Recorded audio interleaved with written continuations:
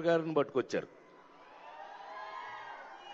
ఈ David Warner నిన్ను అది కాదు క్రికెట్ ఆడవయానంటే అంటున్నాడు. దొగ్గమ్ముడాడు మామూలుడు కాదండి వీడు.